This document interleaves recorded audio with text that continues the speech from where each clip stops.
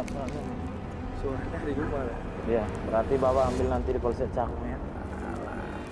Hah? Kenapa? Polsek Cakung. Iya. Nanti ambil. Saya sudah ke Polsek Cakung. Ya nggak apa-apa, mau siapa kayak suruh aja. Kami melaksanakan hukum. Ya udah ya. Di sini udah bukan zaman seperti itu lagi. Suruh sini, suruh sini. Iya, suruh aja. Ya? Iya. Iya. Ya udah nggak masalah. Iya. Bawa nanti surat-surat. Aku. Jadi saya di jalan nih. Iya, berarti ikut naik mobil biar tahu di Polsek. Tahu saya Polsek Cakung. Ya udah, ya katanya mau jalan. Bapak yang bentak Ya, saya. si itu kok beraktif. Saya kok beraktif ini. Siapa yang kok bentak-bentak? Situ yang nadanya tinggi duluan. Abang aku tuh DPR loh, jangan Ya udah mau. Aduh, udah nggak mentang-mentang lagi. Jangan Anggota sama Bapak loh. anggota DPR. Teman-teman, kalau kalian pernah ada di situasi kayak gitu, entah di rumah, di media sosial, atau bahkan di ruang kelas, besar kemungkinan kalian sedang menghadapi yang namanya logical fallacy atau kekeliruan logika. Dan hari ini saya akan mengajak kalian menyelami dunia logika yang sering terluka tanpa kita sadari.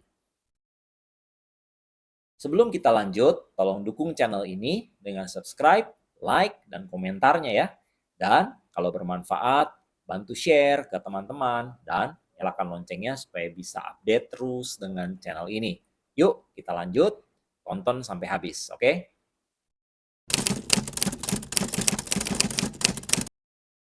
Di abad keempat sebelum Masehi, seorang filsuf bernama Aristoteles lagi duduk nih, merenung di Taman Lyceum. Ia menyadari bahwa manusia itu sering tertipu oleh kata-kata yang tampaknya pintar, tapi sebetulnya penuh jebakan. Maka lahirlah tulisan tentang namanya itu Sophistical Refutations, buku pertama yang membongkar kekeliruan logika di dalam sebuah debat. Dan kamu tahu, ribuan tahun kemudian, sampai sekarang, kita masih sering terjebak dalam kesalahan yang sama. Saya juga sering loh. Nah, apa itu kekeliruan logika atau logical fallacy? Logical fallacy adalah cara berpikir yang tampaknya logis di permukaan, tapi sebetulnya cacat secara struktur. Kadang kita lakukan tanpa sadar. Kadang kita jadi korban. Kadang jujur aja, kita juga pelakunya. Saya juga. Misalnya gini nih, kalau kamu nggak setuju sama aku, kamu berarti membenci negara ini. Loh, logikanya kemana? Kenapa menolak argumen dia, pendapat dia jadi benci negara? Tapi karena kalimat itu misalnya dilontarkan dengan suara yang keras, nada patriotik, banyak orang langsung percaya. Kenapa kita harus mempedulikan ini?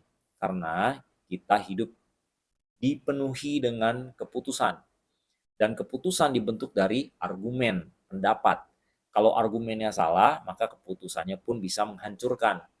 Bayangin, kalau kamu memilih pasangan, pekerjaan, bahkan pemimpin, hanya berdasarkan argumen yang cacat atau emosional, serem kan? Di era banjir informasi ini, kemampuan berpikir jernih itu adalah sebuah kekuatan super. Mari kita coba mengenal beberapa kekeliruan logika yang sering menjebak kita. Mari kita lihat di dalam contoh-contoh berikut ini. Yang pertama ada yang namanya ad hominem, yaitu logical fallacy yang menyerang orangnya dan bukan argumennya. Misalnya, si A berkata, kebijakan pajak baru ini tidak adil karena memberatkan rakyat kecil. Lalu si B menyatakan, oh, kamu kan bukan ekonom, masa mau ngomentarin kebijakan pajak? Nah, dalam percakapan tadi, si B itu tidak membalas argumen A tentang keadilan pajak, tapi justru dia menyerang kapasitas si A sebagai seorang yang bukan ekonom.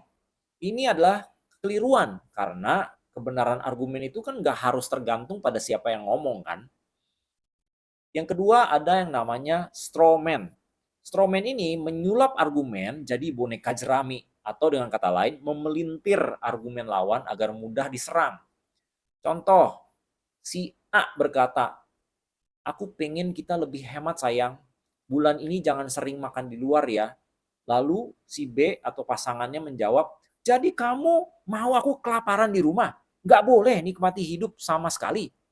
Nah, dalam percakapan tadi, si B atau suaminya ini melebih-lebihkan dan memelintir maksud si A atau pasangannya supaya berhemat. Seolah-olah A itu melarang semua kesenangan si B, padahal A cuma minta mengurangi frekuensinya aja. Yang ketiga, ada nih yang namanya false dilemma, yaitu seolah-olah pilihannya cuma ada dua. Contoh, seorang wanita berkata, aku butuh waktu sendiri di weekend ini. Lalu pasangannya bilang, kalau gitu kita putus aja. Katanya cinta, tapi nggak mau bareng. Nah, dalam percakapan tadi, si pasangannya ini membuat seolah-olah hanya ada dua pilihan, bareng 24 hours 7 atau putus. Nah, padahal kan butuh me time itu adalah satu hal yang oke-oke aja untuk sebuah hubungan yang sehat. Yang keempat, namanya appeal to authority, yaitu menganggap sebuah argumen itu sah atau benar hanya karena ada tokoh otoritatif atau tokoh berpengaruh yang mendukungnya tanpa sebuah bukti logis. Misalnya, si A berkata, produk eh, skincare ini ampuh karena dipakai oleh artis-artis terkenal. Loh, si B langsung menjawab, loh, emang skincare-nya itu ada penelitian ilmiahnya enggak? Ya, dalam percakapan tadi, faktanya memang dukungan artis itu tidak membuktikan skincare-nya itu ampuh. Yang penting itu kan ada nggak penelitian ilmiahnya. Hanya karena si artis itu punya pengaruh, punya otoritas, yang sebenarnya sih tidak relevan juga, tidak ada hubungannya dengan bidang kesehatan ya kan. Yang kelima, namanya slippery slope, yaitu berargumen yang biasanya disertai dengan ketakutan bahwa satu langkah kecil akan memicu rantai kejadian buruk yang ekstrim tanpa bukti. Misalnya, ada seorang ibu berkata, kalau anak-anak dibolehin main game 1 jam sehari, besok-besok mereka akan jadi kecanduan, nilai jeblok, dan masa depan hancur. Wah, si ibu ini mengasumsikan konsekuensi terburuk tanpa menunjukkan mekanisme hubungan sebab akibat yang jelas antara main game 1 jam dan masa depan hancur di ujung sana. Padahal bisa aja anak bisa tetap terkendali. Nah, jadi kita bisa lihat nih dari berbagai contoh itu bahwa logical fallacy atau kekeliruan logika ini sering dipakai, sering kita gunakan secara tidak sadar dalam sebuah percakapan, debat, atau diskusi yang biasanya emosional. Nah, gimana caranya kita bisa menyadari, bisa ngeh kalau lagi dijebak nih? Ada beberapa radar yang bisa kita latih. Yang pertama bisa kita tanya, ini argumen atau serangan pribadi nih? Kita bisa cek apakah ini berlebihan atau terlalu emosional. Kita bisa lihat apakah ini seolah-olah cuma ada dua pilihan sajakah. Kita bisa evaluasi juga apakah dia pakai nama besar untuk menutupi kekurangan buktinya, menutupi argumennya. Juga kita bisa uji, kalau ini saya jelasin ke orang lain kira-kira masih masuk akal nggak ya? Semakin sering kamu melatih pikiran kritis, semakin tajam nih kamu bisa melihat jebakan-jebakan ini. Latihan aja terus.